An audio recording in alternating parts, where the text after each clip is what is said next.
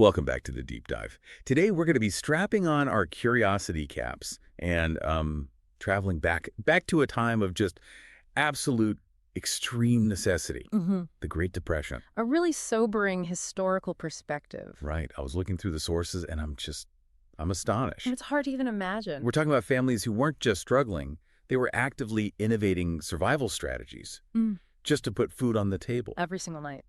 How do they possibly sustain themselves on practically nothing? Well, it's a huge topic, and we have to treat the gravity of it as the main point. This deep dive isn't just about looking at old recipes. Yeah, It's about understanding a totally different psychological relationship with money and food. The numbers are shocking. I mean, the average family income dropped by roughly 40%. 40%. Wow. Yeah, so this wasn't a choice to, cut back on restaurant meals. This was calculating how many calories could be bought for a nickel to prevent starvation. Yeah. It was pure, unadulterated survival mode. That context it changes the entire equation. It really does. It takes modern frustrations with grocery prices and puts them in this brutal historical perspective. Okay, so let's unpack this, because our mission today is to try and extract those historical lessons and apply them to right now. We're asking the big question. Can we successfully and healthily feed ourselves for a whole week on only $25? Using nothing but those Depression-era strategies for efficiency and extreme waste reduction. That is the ultimate test of resourcefulness, right? Yeah, it is. And the answer, as we're going to show, is absolutely yes, but only if you adopt the mindset that your time and your creativity are free resources. Oh. But your money is sacred. So you have to become a master of stretching and volume? Exactly. The sheer mental load of that must have been crushing. Oh, absolutely. We rely so much on convenience, but they had to completely restructure their relationship with everything. Shopping, cooking, eating. How restructure? What was the core seismic shift that changed how they ate? It was, I think, a philosophical rejection of scarcity. What do you mean by that? Instead of mourning what they couldn't afford, they utilized everything they did have right then to its absolute maximum potential. Yeah. The three core tenets of this shift were, first, ingenuity over ingredients. They literally invented new meals from leftovers. Right. Second, calorie density over pleasure. The primary goal was just fullness. And third, the absolute non-negotiable philosophy of zero waste. Zero. You couldn't afford to throw anything away. Not a potato peeling, not a bread crust, not a single drop of cooking oil. So if we strip away the modern distractions, the convenience foods, the expensive imported protein, what were the specific foundational principles they really relied on to make those tiny budgets work? We distilled it down to 5 core strategies. Okay. And if you, the listener, follow these, your food budget will drop dramatically. I don't care what inflation is doing. The first is staples. The absolute basics. It means a radical reliance on cheap, filling, volume-heavy foods. We're talking potatoes, dried beans, rice, flour for baking your own bread, and oats. These foods were the caloric anchor of almost every single meal because they give you maximum satiety for minimum cost. And crucially, when you combine things like dried beans and rice, you hit that complete protein profile, right? You do. So it wasn't just cheap fuel, it was functional nutrition. Exactly. Which brings us to principle number 2, protein as luxury. Right. Meat, fish, most dairy, all of it became prohibitively expensive for millions of people. The nutritional need for protein had to be met almost entirely by dried legumes, so beans and lentils. So they weren't a side dish. Not at all. They were the star of the plate, the primary vehicle for sustaining physical labor. Third principle, simple meals stretched far. Okay. This meant a heavy, heavy focus on one-pot meals, soups, stews, casseroles, and the reason was twofold. First, they could be made primarily of cheap water and starch, and second, they often tasted better the next day, which makes reusing them easier. And you had to feed the whole family. For several days, often from one single cooking event. That brings us to the 4th principle, which you mentioned earlier. Yeah. And it sounds the most difficult to implement today. Oh, for sure. Absolute zero leftovers. I mean, we're so used to refrigerating a half portion for tomorrow's lunch. Right. And they often didn't even have reliable refrigeration. So what did zero leftovers mean in practical terms? It meant intentional transformation. Okay. Any food not eaten immediately was either incorporated directly into the ingredients for the next meal or it was preserved. So, for example, stale bread wasn't tossed, it was dried completely and then ground into breadcrumbs for thickening stews or coating something. Ah, smart. And vegetable scraps were never wasted. They were boiled down immediately for broth. It was a conscious effort to prevent spoilage before it could even start. And finally, the fifth strategy was the produce strategy. You only bought produce that was intensely seasonal and regionally available, because that's what made it the cheapest thing in the store. Anything imported or out of season was just an unaffordable luxury. So if carrots were cheap that week, You ate carrots in every form imaginable all week long. those 5 principles, staples, cheap protein, stretching, zero leftovers, and seasonal produce, it feels less like a diet and more like strategic engineering. That's a great way to put it. So here's where it gets really interesting, though. Right. Can we actually execute that playbook today for $25 in a modern supermarket? We absolutely can. We built a realistic, modern list that sticks to the spirit of the 1930s. So it prioritizes volume, versatility, and satiety. And it keeps us strictly under that $25 maximum based on average contemporary grocery prices. Okay, walk us through it. What are the non-negotiables? What goes into the basket when survival is the only metric? All right, we start with the base. Rice. It's the ultimate filler and starch carrier. Then, dried beans or lentils, your essential bulk protein source. Then, potatoes and oats. They give you versatility for breakfasts and for stretching other meals. That's your foundation. Now, for vegetables, we need longevity and bulk. So, cabbage, carrots, and onions. The workhorses. The workhorses. They last for weeks, and they form the aromatic and substantive base of pretty much any soup or hash you can make. Cabbage and carrots are so resilient, so cheap, and surprisingly nutrient-dense. They really are. What about non-plant sources, something to bind things together? Eggs.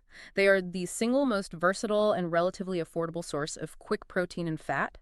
They're crucial for turning basic starch, like rice or potatoes, into something that feels more like a real meal. Right. We also add flour and pasta. Flour is critical because it lets you make your own thickeners or sauces or flatbreads. It just dramatically reduces your cost per meal. The flour is a key differentiator there. It turns you, the listener, from a consumer into a producer. Instantly cutting costs, exactly. Then we need flavor and stretchers, so canned tomatoes. They provide that necessary acidity and richness to a soup base, and they last forever. Makes sense. A jar of peanut butter. Dense calories, fat, and extra protein for energy. And finally, some bananas or whatever seasonal fruit happens to be the absolute cheapest that week for, a bit of mental sustenance and necessary potassium. That list it's utilitarian, for sure. Yeah. But it completely lacks any traditional flavor boosters. No spices, no herbs, no heavy fats. Yep. Where does the mental part come in? Surely people must have struggled with the monotony of the flavor. They absolutely did, and that is where the resourcefulness comes in. You have to rely heavily on the natural flavors you can afford. So the onions, the carrots. The acid from the canned tomatoes, and salt. You have to be meticulous about seasoning to prevent flavor fatigue, and every single cooking technique, like roasting the potatoes or toasting the oats, was used to maximize whatever flavor profile was available. Okay, so we have the ingredients. How do we turn this strategic pile of staples into sustaining meals without feeling like we're just eating gruel for 7 days? We use that historical playbook. Simple, high-calorie density meals that stretch. For breakfast, the focus is pure, cheap fuel. Oatmeal. Oatmeal, yeah, enhanced with some peanut butter or a mashed banana for substance. Or you could do a savory potato and onion hash. You use the egg sparingly here, either to bind it or maybe fry it on the side. And the main meals have to rely entirely on the volume of those cheapest ingredients. They do. Cabbage and carrot soup is your primary tool. This is the modern version of what was often called a poor man's stew. Oh? It's incredibly cheap, it's filling, and you can cook it in a massive quantity to handle that zero leftovers principle for a couple of days. You mentioned Hoover stew in our prep. What exactly was that, and how does it relate to our modern plan? Yeah, Hoover stew wasn't a formal recipe. It was a term of derision that was coined during the Depression, linked to President Herbert Hoover. Because many felt he wasn't doing enough. Exactly. So the stew itself represented extreme poverty. Historically, it was this meager mixture of cheap macaroni, water, and canned tomatoes. Sometimes, maybe bolstered by cut-up hot dogs or a potato if you were really lucky. Right. In our modern context, it's pasta and tomatoes, but crucially, it's bolstered by a massive serving of beans or lentils, which the original Hoover stewers desperately wished they had more of for protein. So it demonstrates that necessity of taking 2 or 3 basic things and just calling it dinner. That's it. It sounds doable, but I Yeah. still think the biggest hurdle is truly that waste-nothing mindset. It is. We're so accustomed to convenience. Let's focus on the actual low-cost cooking strategies you need to eliminate that waste. This is where the labor versus dollar exchange becomes so important. Today, it feels unrealistic to spend an hour making bread, right? But back then, that labor was far cheaper than buying a loaf of bread. Less. So if you run out of bread, you use your flour, water, and salt to make simple flatbread or tortillas. It requires effort, but it costs almost nothing. And that's where the creativity saves you dollars. And how did they practically apply the absolute zero waste rule to kitchen scraps? Every single scrap is viewed as an ingredient. Potato peelings, if you scrub them, are often added to the soup stock or even fried until they're crisp. Really? Oh, yeah. Vegetable ends, like the tough outer layers of the cabbage or the carrot tops, are boiled down with water and salt to make the base broth for the next day's soup. Even the water you use to boil rice or potatoes, which has valuable starches and nutrients, is often saved. To do what with it? To thicken the next soup or stew, you are reusing the liquid as well as the solids. The other key strategy is that transformation of leftovers. If you cook a huge amount of rice, you never, ever serve plain rice twice. You take that cold, leftover rice and you turn it into a completely new meal. You might make cabbage fried rice, using some shredded cabbage in one of your eggs. It's fundamentally changing the texture and the presentation so it doesn't feel like you're eating the same thing again. That mental transformation of the ingredient, taking something so cheap and turning it into something new, that ingenuity born from necessity really is the key lesson here. It absolutely is. They were constantly playing a kind of culinary chess just to stay ahead of hunger and spoilage. So what does this all mean for the modern listener dealing with crushing grocery prices? Let's summarize those underlying timeless lessons that make this extreme budgeting still so effective, even if you're not forced to live on $25 a week. Okay, there are 4 crucial, timeless takeaways here. First, simplicity directly translates to saving money. The fewer ingredients, the less processing, the lower the cost. It's a direct correlation. Simple as that. Second, stretching ingredients across multiple meals is non-negotiable. You have to choose ingredients like rice, beans, and potatoes that are heavy in volume and versatile enough to appear in 3 different forms over 3 days. Got it. Third, and this is the ethical and economic heart of the 1930s method, the philosophy of wasting nothing. You have to respect every component you bring into your kitchen and make sure it fulfills its complete potential, from the cooking liquid to the stale crusts. And the fourth? And fourth, embracing the necessity of creativity in the kitchen. When money is scarce, your imagination and your willingness to invest labor are your greatest assets, for both cost reduction and for fighting meal fatigue. Can you give us a final quick walkthrough, a 3-day sample plan, just to prove this $25 list provides true sustenance for the week? Certainly. Let's assume on Sunday night, we cooked a massive batch of beans, a lot of rice, and a big pot of that cabbage and carrot broth. Okay. Day 1. Day 1. Breakfast is simple oatmeal, maybe with that peanut butter stirred in. Lunch is a thick bowl of the cabbage and carrot soup. Dinner is beans and rice, seasoned with some of the canned tomatoes and salt. Solid. Day 2. Day 2. Breakfast is a savory potato and onion hash with 1 fried egg. Lunch is the leftover soup, maybe served with a piece of that homemade flatbread.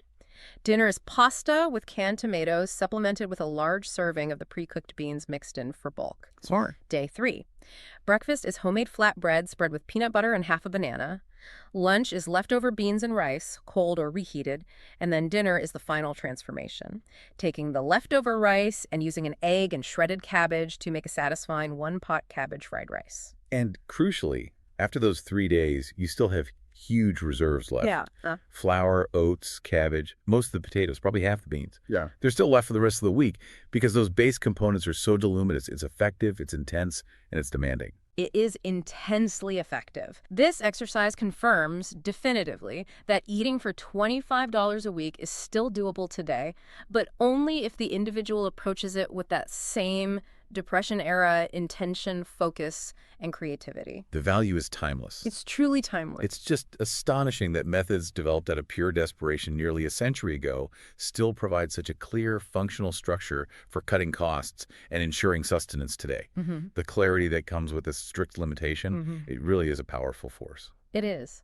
And if such extreme simplicity and waste reduction can fully sustain us physically, as the people of the Depression prove through sheer tenacity, it raises an important question for you, the listener, to mull over. Okay. What unnecessary complexities or time-consuming conveniences are we paying for in other areas of our lives? Our schedules, our spending, our mental energy, things that could be dramatically solved by applying this exact same necessity is the mother of invention mindset. Find the fat in other areas of your life and approach it with the same creative efficiency you would need to feed yourself for only $25 a week.